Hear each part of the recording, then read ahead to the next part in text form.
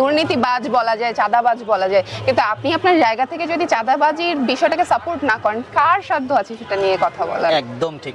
মববাজি বিষয়টা আমরা দেখেছি, ডেইলি স্টার, প্রথম আলো, ভাঙচুরের ঘটনাগুলো, তো এইগুলো আসলে বাংলাদেশের রাজনীতি হতে পারে না। বাংলাদেশের রাজনৈতিক অবস্থানটাই হলো বাংলাদেশের মানুষের পক্ষে কাজ করার। রাজনৈতিক ক্ষেত্রটা একটা বিশাল জায়গা ভাইয়া, এখানে কিছু স্কিল দরকার হয়, যেমন আপনাকে অবশ্যই কথা বলার মতো স্কিলটা থাকতে হবে। এগুলো আমাদের দলে খুব বেশি ভালোভাবে পর্যবেক্ষণ করা হয়। তারা বলেছিল যে আওয়ামী লীগ এবং বিএনপি মুদ্রার এপিঠ ওপিঠ। এই কারণে আমরা এত মবের শিকার হয়েছি। আমি ব্যক্তিগতভাবে রোকেয়া হলে ছিলাম, আমাদেরকে রোকেয়া হল থেকে বের করে দেওয়ার মতো ঘটনা ঘটেছিল। এবং ছাত্রদল যারা করে, আমি আসলে ব্যক্তিগতভাবে কাউকে দেখিলেই সে খুব বেশি উগ্র হয়।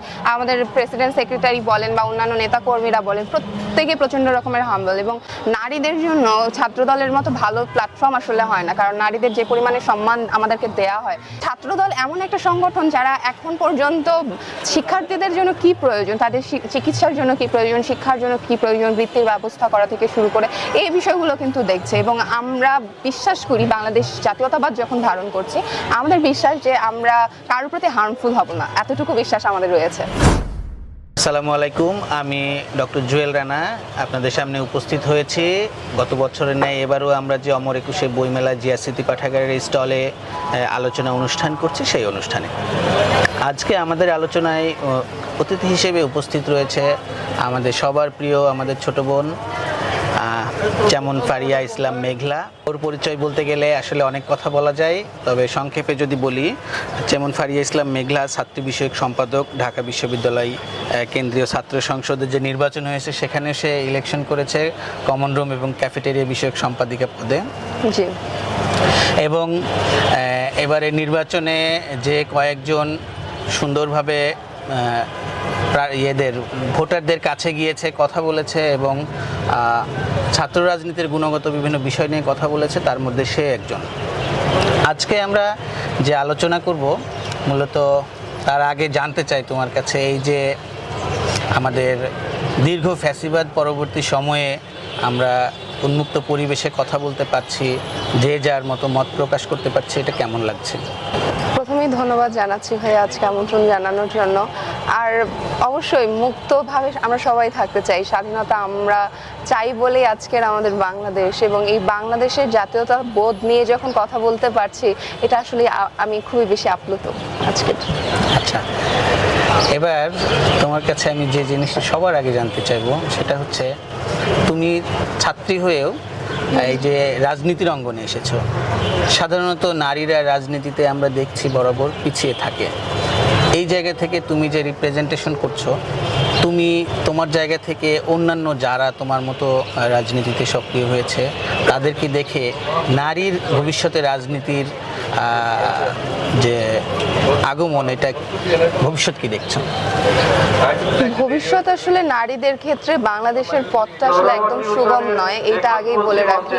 আমরা আসলে অনেক কিছুই ফেস করে আসি, কিন্তু তারপরেও আমাদের তো আলটিমেটলি মত প্রকাশ করতে হবে। একটা স্বাধীন বাংলাদেশে আমরা যখন থাকবো, কথা বলবো, আমাদের সেই মত প্রকাশের স্বাধীনতা তো যখন থাকে, রাজনীতি আসলে সবার মধ্যেই থাকে। আমি যখন ইলেকশনে ভোট দিচ্ছি, এটাও ইটসেলফ একটা রাজনীতি। তো রাজনৈতিক ব্যক্তি হিসেবে, রাজনৈতিক কর্মী হিসেবে স্বতঃস্ফূর্তভাবে নিজের মতটা যখন একটা প্ল্যাটফর্মের মাধ্যমে আমরা পেতে পারি, সেটার আসলে আবেদনটা অন্যরকমই থাকে। আর নারীদের রাজনৈতিক এই প্ল্যাটফর্মে আসার ক্ষেত্রে আমি বলবো যে বাংলাদেশ জাতীয়তাবাদী দল যেটি আমাদেরকে বিশ্বাস করায়, আমাদের যেই সব দফাগুলো আছে, যদি 31 দফার কথাই ভাই আপনি বলেন না কেন, 31 দফার দুই নম্বর যে দফাটা আছে সেটা রেইনবো ন্যাশন নিয়ে কথা বলে, যেটা আমার থিসিসের একটা টপিক, যেটা ইকুইটি অ্যান্ড ইকুয়ালিটি নিয়ে কথা বলে। কিছুদিন আগে আপনারা দেখে থাকবেন, যখন ফ্যাসিস্ট আমল ছিল, বাঙালি বলে বাংলাদেশিদেরকে পরিচয় দেওয়া হতো। এতে একটা সমস্যা কিন্তু থেকে গেছে, যে পাহাড়ি যারা আছে তাদেরকে আসলে কিভাবে ইন্ট্রোডিউস করা হবে।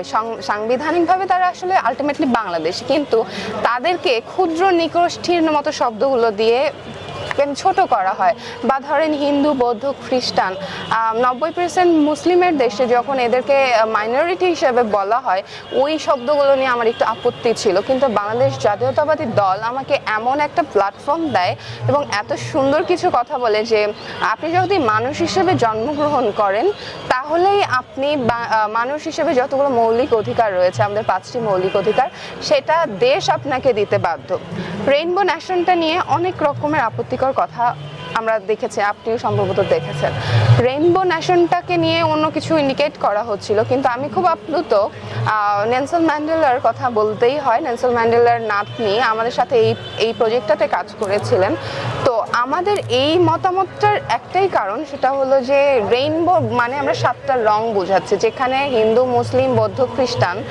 মানুষ বলতে আমরা কোনো first gender, second gender, third gender রাখতে চাচ্ছি না। আমরা বলছি যে আপনি মানুষ হিসেবে জন্মগ্রহণ করলেই আপনি সেটা পাবেন। এছাড়া যদি অন্যান্য বিষয়গুলো বলেন, যে পাহাড়ি যারা আছে, সমতলের আছে, প্রত্যেক মানুষকে একটা নির্দিষ্ট বাউন্ডারির মধ্যে নিয়ে আসা, মানে একটা রংধনু হিসেবে আমরা দেখছি, আমরা সম্মানিত করছি মানুষকে। ওই ভাবধারাগুলো আমাকে আসলে খুব বেশি টানছে এই দলের প্রতি। তুমি রেইনবো নেশন বিষয়টা যে সুন্দর করে ব্যাখ্যা করলে, আসলে আমি এই বিষয়টা ওই যে রেইনবো শব্দটাকে আসলে অনেকে ট্যাগড করে আমাদেরকে এই জিনিসটা নিয়ে অনেকেই চেষ্টা করেছে, বিশেষ করে সচরাচর যারা আমরা আমাদের বিরুদ্ধে ফেসবুকেও প্রচারণা চালায়। এটাকে সুন্দরভাবে ব্যাখ্যা করেছো। আসলে নেলসন ম্যান্ডেলার আগে ডেসমন্ড টুটু যখন আফ্রিকার ওই সাদা কালো যে বৈষম্য বিরোধী আন্দোলনটা করে তারা সফল হলেন, তখন ওইখানে আফ্রিকার কিন্তু হোয়াইট এরিয়া আর ব্ল্যাক এরিয়া দুই জায়গাতে দুই ধরনের গাছ, এবং একটার নাম সম্ভবত প্রিটোরিয়া আর আরেকটার নাম খেয়াল নাই। তো এই দুইটা গাছের যে রং দুটো ছিল আলাদা, এবং দুইটা এরিয়ার মানুষের মধ্যেও হোয়াইট ব্ল্যাক আলাদা। এই দুইটা গাছকে তারা এক্সচেঞ্জ শুরু করে, যে আমরা মানুষ একে অপরের সাথে মেশাবো, তার প্রতীকী হিসেবে এই গাছটা যেটা এই অঞ্চলে হচ্ছে সেটা যেন ওইদিকে হয়। এটা একটা ইন্টারেস্টিং জিনিস, আমিও পড়েছিলাম, হ্যাঁ, ভালো লাগলো। তো এখানে ইনক্লুসিভিটির যে বিষয়টা, তোমাকে প্রথমে যে কথা বলেছিলাম যে নারীর রাজনীতি বা সর্বক্ষেত্রে অংশগ্রহণের বিষয়, সেটাও কিন্তু এক ধরনের ইনক্লুসিভিটি, তাই না? নারী, পুরুষ, ধর্ম, বর্ণ, পাহাড়, সমতল সব কিছু মিলিয়ে আমাদের বাংলাদেশ জাতীয়তাবাদী যে আদর্শ, সেটি বলে যে এই বাংলাদেশ ভূখণ্ডের সবাই আমরা যেন মানুষ হিসেবে ট্রিট হই, সবাই যেন সাংবিধানিকভাবে যার যে নাগরিক অধিকার সমানভাবে ভোগ করতে পারি। আমরা এই জায়গা থেকে যদি একটু সামনে আগাই, আমাদের এখন আমরা জনগণের প্রত্যক্ষ ভোটের মাধ্যমে রাষ্ট্র পরিচালনার দায়িত্ব পেয়েছি। দীর্ঘ ফ্যাসিবাদ পরবর্তীতে মানুষ গণতন্ত্রের স্বাদ পেয়েছে। এখান থেকে আমরা এতক্ষণ যে বিষয়ে আলোচনা করলাম, সেই বিষয়টিকে বাস্তবায়ন করতে হলে আসলে আমরা কিন্তু অস্বীকার করতে পারবো না, আমাদের সমাজের মধ্যে নানা ধরনের বৈষম্য রয়েছে। আমাদের আসলে যথাযথ ভূমিকা কি তোমার মনে হয় এই মুহূর্তে আমাদের সরকারের বা আমাদের যারা রাজনৈতিক কর্মী আছে আমাদের দিক থেকে নেওয়া যেতে পারে? প্রথমে বাংলাদেশের মানুষরা আসলে কি চায় এটা আসলে জানতে হবে। বাংলাদেশের মানুষরা ঠিকমতো খেতে চায়, চিকিৎসাটা চায়, শিক্ষার ব্যবস্থাটা চায়। এর বাইরে আসলে বাংলাদেশের মানুষের খুব বেশি চাহিদা নেই। আমাদের আসলে মূল ওই টার্গেটগুলো নিতে হবে। যেমন আজকে 10 মার্চ আমরা ফ্যামিলি কার্ডের উন্মোচন দেখতে পেলাম। তো এই যে 2500 টাকার একটা ব্যাপার আছে যেখানে দেওয়া হলো, ওই মানুষের যে মহিলাদের যে একটা সেলফ ইন্ডিপেন্ডেন্ট হওয়ার মতো যে হাসিটা, ওইটা আসলে আমাদেরকে শেখার মতো অনেক কিছু বার্তা দেয়। তারপর কৃষকদের নিয়ে আমরা যেসব পদক্ষেপ নিচ্ছি ফ্যামিলি কার্ডসের ক্ষেত্রে, যেটা বলা হচ্ছে যে পহেলা বৈশাখের আগে আমরা ইন্ট্রোডিউস করব। বাংলাদেশের মানুষের কিন্তু দুটো জায়গা আমরা অলরেডি কাজ করে ফেলেছি, যে কৃষক কার্ড দিচ্ছি আর ফ্যামিলি কার্ডের নিয়ে কথা বলছি। এছাড়াও স্বাস্থ্যের ক্ষেত্রে আমরা দেখছি যে এই যে আমাদের কিন্তু 1 মাস হয়নি, আমি খুব আপ্লুত যে 1 মাস না হওয়ার আগেই বাংলাদেশের যতগুলো সরকারি প্রতিষ্ঠান আছে যেগুলো ভগ্নস্তূপ হয়ে আছে, ওই প্রতিষ্ঠানগুলোকে কাজে লাগানোর কথা আমাদের মাননীয় প্রধানমন্ত্রী ভাবছেন, এবং সেখানে বিভিন্ন মেডিকেল ক্যাম্পগুলো করার চেষ্টা করা হচ্ছে, এবং বলা হচ্ছে যে 1 লক্ষ মানুষের কর্মসংস্থান করা হবে, এবং 80% সেখানে মেয়েরা থাকবে, এবং সেই মেয়েরা আবার এমন কেউ থাকবেন যারা হলো যাদেরকে আমরা স্বাস্থ্যকর্মী হিসেবে দেখতে পাবো। একটা পল্লী চিকিৎসা কনসেপ্টকে আমরা এখানে ইন্ট্রোডিউস করতে চেয়েছিলাম, যেটা বাকিরা অন্যভাবে দেখানোর চেষ্টা করেছে। কিন্তু বেসিক কিছু জিনিস আপনি জেনে থাকবেন যে প্রেশার মাপার মতো জিনিস বা ব্লাড সুগার মাপা, এগুলো কিন্তু আসলে অনেক হার্ড কিছু না। তো এই জায়গাগুলো একটু শেখায় যদি একজনকে আমি কর্মসংস্থান দিতে পারি, এর থেকে ভালো কিছু হয় না। আমরা দুটা জায়গাকে একটা মেলবন্ধন দিয়ে আনতে চাচ্ছি যে এই যে পদক্ষেপগুলো একটা একটা করে শুরু হয়েছে, বাংলাদেশের মানুষ আসলে এটা চায়। তার মানে হচ্ছে আমরা এভাবে বলতে পারি যে বর্তমান সরকার নির্বাচিত হওয়ার আগে যে প্রতিশ্রুতিগুলো মানুষকে দেখিয়েছিল, যে স্বপ্ন দেখিয়েছিল, সেগুলো একদম from the first day of this government তারা একদম প্রম্পটলি চেষ্টা করে যাচ্ছে। আমরা চাইবো এই ধারাবাহিকতা যেন থাকে এবং ত্রুটি বিচ্যুতি তো কাজ করলে হবেই, সেগুলো যেন দ্রুত আইডেন্টিফাই করে প্রপার ব্যবস্থা নিয়ে আমরা জনগণের কাছেই থাকতে পারি। আর এখানে ভাইয়া একটা কথাই শুধু অ্যাড করি, এখানে আসলে শুধুমাত্র সরকার কি পদক্ষেপ নিচ্ছে এটা আসলে এগুলোর থেকে আমরা নিজেরা কি করছি, নিজেরা কতটুকু সচেতন হচ্ছি। দুর্নীতিবাজ বলা যায়, চাঁদাবাজ বলা যায়, কিন্তু আপনি আপনার জায়গা থেকে যদি চাঁদাবাজির বিষয়টাকে সাপোর্ট না করেন, কার সাধ্য আছে সেটা নিয়ে কথা বলা? একদম ঠিক কথা বলেছে। অর্থাৎ গণতন্ত্রকে সফল করতে হলে, গণতন্ত্র যাদের জন্য, গণ মানে জনগণ, সেই মানুষকে আসলে আমাদেরকে ভালো হতে হবে যার যার জায়গা থেকে, এটা সবার আগে জরুরি। আমি যদি আমাদের এই আলোচনাকে আর একটু অন্য জায়গায় নিতে চাই, সেটা হলো যে তুমি এখনো শিক্ষার্থী এবং ছাত্র রাজনীতির সাথে আছো। তুমি কিছুদিন আগে ডাকসুর ইলেকশন করলা। এই জায়গা থেকে আসলে ছাত্র রাজনীতির বর্তমান যে অবস্থা, এটিকে তুমি কিভাবে দেখো? বাংলাদেশের ছাত্র রাজনীতিটা আমি বলবো ডাকসুর পরে এসে আমি আমার কিছু কলিগই বলবো এই ক্ষেত্রে, তাদের কিছু আচরণ আমাদের বাংলাদেশের ভবিষ্যৎ রাজনীতিটা কোন দিকে যাচ্ছে এটাকে আসলে শঙ্কিত করে দেয়। কারণ হলো মববাজি বিষয়টা আমরা দেখেছি, ডেইলি স্টার, প্রথম আলো ভাঙচুরের ঘটনাগুলো, তো এইগুলো আসলে বাংলাদেশের রাজনীতি হতে পারে না। বাংলাদেশের রাজনৈতিক অবস্থানটাই হলো বাংলাদেশের মানুষের পক্ষে কাজ করাটা। সেই ক্ষেত্রে আমার মনে হয় কিছু শঙ্কার জায়গা আছে। তবে হ্যাঁ, বাংলাদেশের ছাত্রদলের রাজনীতির কথা যদি বলি, ছাত্রদলের রাজনীতির অনেক ফল থাকতে পারে, অনেক কিছু থাকতে পারে, কিন্তু এই বলা হয় কি ছাত্রলীগ আওয়ামী লীগ আমলে কি দেখেছিলাম, ছাত্রলীগের অনেকে অনেক রকমের ঘটনা ঘটাচ্ছে, কিন্তু এখন পর্যন্ত আমি খুব প্রাউডলি বলছি ছাত্রদলের বিপক্ষে এরকম কোনো অবস্থান দেখা যায়নি। এবং এইটার কিন্তু আমরা দেখেছি। আমি যদি ডাকসু ইলেকশনের কথা বলি ভাইয়া, ডাকসু ইলেকশনের সময় একটা ন্যারেটিভ সেট করে দিয়েছিল গুপ্ত সংগঠন। তারা বলেছিল যে আওয়ামী লীগ এবং বিএনপি মুদ্রার এপিট ওপিট। এই কারণে আমরা এত মবের শিকার হয়েছি। আমি ব্যক্তিগতভাবে রোকেয়া হলে ছিলাম, আমাদেরকে রোকেয়া হল থেকে বের করে দেওয়ার মতো ঘটনা ঘটেছিল এবং মবের একদম চূড়ান্ত পর্যায়ে আমরা কিন্তু দেখেছিলাম যে, কিন্তু যারা যেই বিষয়গুলো তারা আশঙ্কা করছিল যে বাংলাদেশে ছাত্রদল যদি ক্ষমতায় যায়, যে এই বিষয়গুলো তারা ভাবছিল, সেগুলো আসলে এখন আমরা শিবিরের মাধ্যমে দেখতে পাচ্ছি।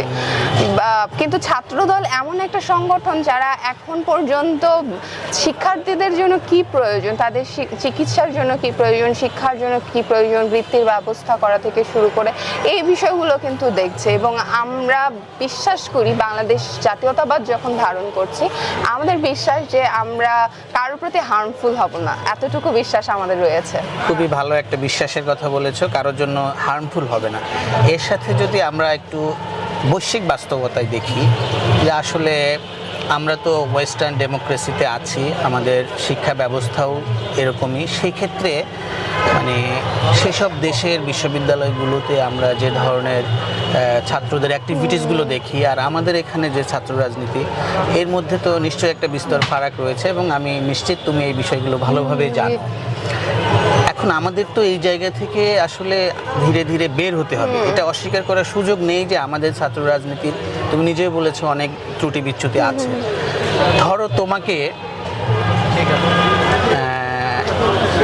এটা জাস্ট বলার ক্ষেত্রে বলছি, ধরে নাও তোমাকে এই সুযোগটা দেওয়া হলো যে তুমি আগামীতে ঢাকা বিশ্ববিদ্যালয় বা কেন্দ্রীয় ছাত্র দলের একেবারে তোমাকে পলিসি মেকার করে দেওয়া হলো। তুমি কি কি সংশোধন করবে এবং কিভাবে করবে?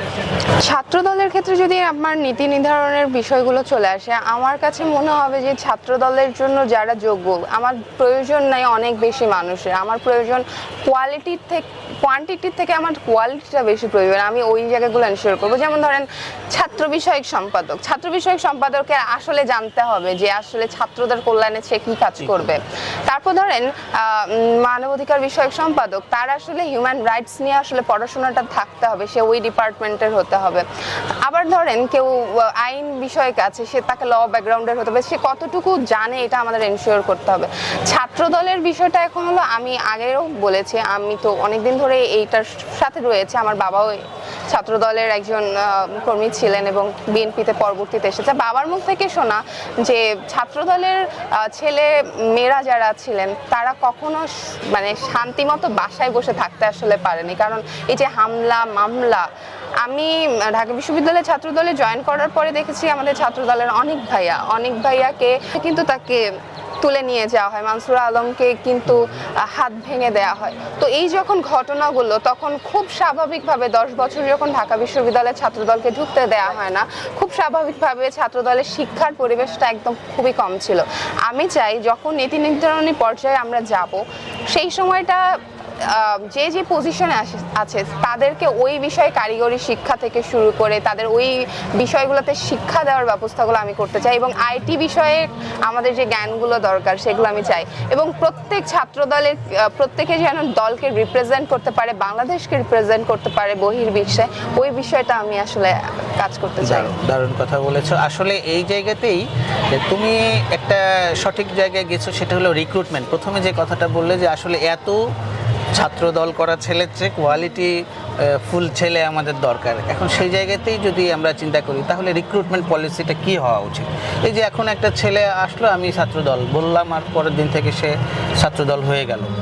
এই জায়গা থেকে আসলে আমরা কোন প্রক্রিয়ায় রিক্রুট করলে এরকম মানে মানসম্মত ছেলে বা আমরা যে পজিটিভ চিন্তাগুলো করছি তাদেরকে দিয়ে রিপ্রেজেন্ট করতে পারবো? বাংলাদেশের সার্বিক অবস্থাটাই এখন হলো খুব মবের দিকে চলে গেছে, যার কারণে এখন অনেকে অনেক কিছু, যেমন ধরেন বলছে যে ছাত্র দলের কেউ, কিন্তু পরে দেখা যাচ্ছে মেম্বারশিপ তার নেই, এবং তারা আসলে সন্ত্রাসী হিসেবে ছাত্রদল যারা করে, আমি আসলে ব্যক্তিগতভাবে কাউকে দেখিনি সে খুব বেশি উগ্র হয়। আমাদের প্রেসিডেন্ট সেক্রেটারি বলেন বা অন্যান্য নেতা কর্মীরা বলেন, প্রত্যেকে প্রচন্ড রকমের হাম্বল, এবং নারীদের জন্য ছাত্রদলের মতো ভালো প্ল্যাটফর্ম আসলে হয় না, কারণ নারীদের যে পরিমাণে সম্মান আমাদেরকে দেয়া হয়, এই বিষয়গুলো আসলে ওনাদের কাছে যখন আমরা ইন্ট্রোডিউস করতে চাই, আমাদের আসলে কিছু জায়গায় প্রবলেম থাকে, যেমন হলো ছাত্র দলের মেম্বারশিপ কারা পূরণ করছে, এই জিনিসগুলোকে আমাদের এখন খুব গভীরভাবে দেখা উচিত, কারণ তার যোগ্যতাটা কি, একটা সিভি কালেক্ট করা। হ্যাঁ, আমার সাজেশন হলো যখন আমরা কথা বলছি, কোনো মেম্বার রিক্রুট করছি, তাদের ব্যাকগ্রাউন্ড চেক করা, তার সিভিটা চেক করা, এইগুলো আসলে খুব ইম্পর্টেন্ট। সে আসলে কতগুলো সংগঠনের সাথে, বিশ্ববিদ্যালয়ের সংগঠন যেগুলো আছে, বিভিন্ন ক্লাবগুলো আছে, সেখানে কতটুকু সে পার্টিসিপেট করেছে, এই বিষয়গুলো আমাদের দরকার, কারণ নেতৃত্বে আসার জন্য আপনার অবশ্যই কিছু বেসিক স্কিল দরকার রয়েছে, সেই স্কিলগুলো তার মধ্যে আছে কিনা এগুলো আমাদের জানা দরকার। অর্থাৎ যদি সহজ করে বলি, একটা স্টুডেন্ট যদি এক্সট্রা কারিকুলার কোনো অ্যাক্টিভিটিসে অংশগ্রহণ করে থাকে আগে থেকে, সেটা তার স্কুল বা তার উচ্চ মাধ্যমিক কলেজ পর্যায়ে, সেই ছেলেগুলো আসলে যদি আমরা নিয়ে আসতে পারি, এটা একটা বিষয়। আর একটা হচ্ছে যে তুমি যেটা বললা, ইউনিভার্সিটিতে আসার পরে নানান ধরনের অ্যাক্টিভিটিস এক্সট্রা কারিকুলার, সেগুলোর পাশাপাশি যদি আমরা চাই যে দল থেকে আসলে অনেকগুলো প্রোগ্রাম, যে প্রোগ্রামগুলো থাকলে অটোমেটিক এই কালচারটা তৈরি হবে, সেই ধরনের প্রোগ্রাম ছাত্র দলের কি এই মুহূর্তে আছে? রাজনৈতিক ক্ষেত্রটা একটা বিশাল জায়গা ভাইয়া, এখানে কিছু স্কিল দরকার হয়, যেমন আপনাকে অবশ্যই কথা বলার মতো স্কিলটা থাকতে হবে। অনেক সময় এমন হয় কোরআন তেলাওয়াতের জন্য আপনাকে সূরা পাঠ করতে হতে পারে, আপনার ওই স্কিলটা দরকার। আবার অন্যান্য সময়ে অন্যান্য ধর্মের থেকে গীতা পাঠ করা, এগুলো আমাদের দলে খুব বেশি ভালোভাবে পর্যবেক্ষণ করা হয়।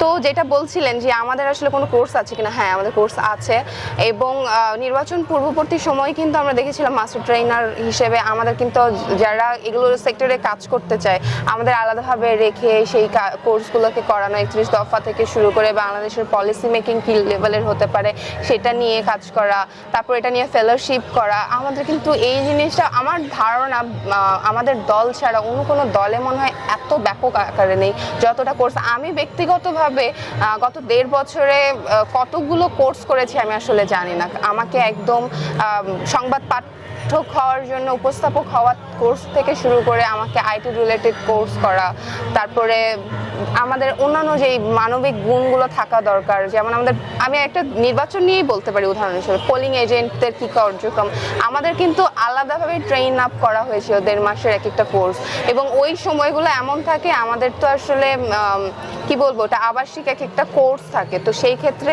প্রত্যেকের মধ্যে এমন একটা বিষয় থাকে যে তারা ওই জায়গাটা থেকে ওই পরিবেশে যে ওই রকম অনেক মানুষের সাথে এক্সক্লুসিভ মানুষজনরা সবাই মিলে থাকে, সব দলের থাকে এখানে, তারা আসলে কিভাবে মিট আপ করতে পারছে ওই বিষয়গুলো আসলে দেখা হয় এখানে। তুমি এই যে প্রোগ্রামগুলোর কথা বললা, ট্রেনিংয়ের কথা, বিশেষ করে নির্বাচনের আগে, এটা শুনে আমার কথা মনে পড়ে গেল যে আমরা বিভিন্ন ওয়েস্টার্ন ইউনিভার্সিটিগুলোই যারা ওদের ছাত্র সংসদগুলোতে নির্বাচিত হয় ওদের ওখানেও কিন্তু ছাত্র রাজনীতি সরাসরি না থাকলে এগুলো থেকে অনেকেই মূলধারার রাজনীতিতে যায়। এদের এইসব ছেলে মেয়ে শিক্ষার্থীরা এরা দেখা যাচ্ছে যে তাদের ইউনিভার্সিটির একটা সংসদের বিভিন্ন পদে রয়েছে, এরা যখন ছুটির সময় পায় মানে ওদের ওই যে 2-3 মাস ডিসেম্বরের দিকে নভেম্বরের দিকে যে টাইমটা থাকে, এদের অনেকেই বিভিন্ন দলের ফেলো হিসেবে কোর্স করে, বিভিন্ন অ্যালাইড কিছু কাজ করে, ইলেকশন ক্যাম্পেইন করে, এগুলো করে ওরা তৈরি হতে থাকে। অর্থাৎ লিডারশিপ বিল্ড করার জন্য ওখানেও নানান ধরনের প্রোগ্রাম রয়েছে। আমি আশা করব আমাদের দেশের রাজনীতির পরিবর্তন হওয়ার সাথে সাথে ছাত্র রাজনীতিও গুণগতভাবে পরিবর্তন হবে এবং ছাত্র রাজনীতি থেকে দেশ পরিচালনায় বড় বড় ব্যক্তিবর্গ আগামীতেও যাবে। সেক্ষেত্রে ছাত্র দলের পাশাপাশি তুমি যে অন্য সংগঠনের কথা বললা যাদের মধ্যে হয়তো এতটা নেই বলে তুমি বললা, আমি যদি তাদের কথা বলি, এই যে ইনক্লুসিভিটির কথা আবার চলে আসে, তোমাকে তো সবাইকে নিয়ে এগোতে হবে, তাই না? তো সেক্ষেত্রে এই মুহূর্তে ছাত্র লীগের কথা যদি বলি, তাদের অবস্থা তো আমরা জানি। তাদের ক্ষেত্রে তাদের ভবিষ্যৎ নিয়ে তোমার চিন্তা কি? দ্বিতীয় চিন্তা মানে তোমার চিন্তা না, অ্যাকচুয়ালি মানে তুমি কি ভাবো? আর দ্বিতীয় আরেকটি সংগঠন ছাত্র শিবির, যাদের মূলত এই যে ছাত্র সম্পাদিকা পদই নাই, পদ অ্যানালাইসিস করবা, তাদেরকে তুমি চিনতেই পারো না যে কে কোন পদে আছে কি। হ্যাঁ, এই যে একটা তোমার সাথে আছে কিন্তু তুমি চিনছো না, তোমার এই ইনক্লুসিভিটির জায়গায় তাদেরকেও তো আসলে সঠিকভাবে রোল প্লে করতে হবে বাংলাদেশকে সামনে এগোতে হলে। তুমি তাদের কাছে কি প্রত্যাশা করো? আমি বাংলাদেশের রাজনীতির কাছে একটা জিনিস এক্সপেক্ট করি, বাংলাদেশে কোনো গুম খুন থাকবে না, বাংলাদেশের মানুষ শান্তিপূর্ণভাবে থাকবে, কোনো মব কালচার থাকবে না। কিন্তু আমি অবাক হয়ে দেখছি কেউ সুশীল সাধারণ শিক্ষার্থী বা সাধারণ মানুষ হিসেবে থেকে কিভাবে মবের একটা ধর্মকে একটা ব্যবহার করে। ছাত্রলীগের কথা যদি বলেন, আওয়ামী লীগের কথা বলেন, আমি আসলে বাংলাদেশের এগেইনস্টে যারা তাদের পক্ষে আমি আসলে থাকতে পারি না। এটা কমন ক্রাইটেরিয়া, কমন ক্রাইটেরিয়া। এটার বাইরে আপনি যদি কিছু বলেন, বাংলাদেশের মানুষকে যারা ভালো রাখবে, আমি যদি বিরোধী দলে যাইও আমি তখন তাকে সাপোর্ট করব। হয়তোবা পলিসি মেকিং এর জায়গাগুলোতে কাজ করতে পারবো না তাদের মতো করে, কিন্তু আমার তো বলার একটা স্বাধীনতা থাকবে। বাংলাদেশের মানুষ সুষ্ঠুভাবে থাকবে। 17 বছরে আমরা দেখেছিলাম কি রকম ভাবে বিএনপি নেতা কর্মীদেরকে গুম খুন করা হয়েছে। আমি ওই বাংলাদেশটা আরো নতুনভাবে চাচ্ছি না। তো নতুন বাংলাদেশের স্বপ্নটা আমার ওই জায়গাটাতেই, যে বাংলাদেশের মানুষ সুষ্ঠুভাবে থাকবে, রাজনৈতিক পরিবেশটা পাবে রাজনীতির মতো করে। ধন্যবাদ আমাদের যেমন ফারিয়া ইসলাম মেঘলা, তুমি এত সুন্দর করে আলোচনা করলে। আসলে আমরা চাই তোমার মতো শত শত না, হাজার হাজার লাখো লাখো যারা ছাত্র রাজনীতির সাথে রয়েছে তারা এগিয়ে আসুক, ভালো করুক, এই প্রত্যাশা করে আমরা আজকের মতো শেষ করছি। আল্লাহ হাফেজ। অসংখ্য ধন্যবাদ।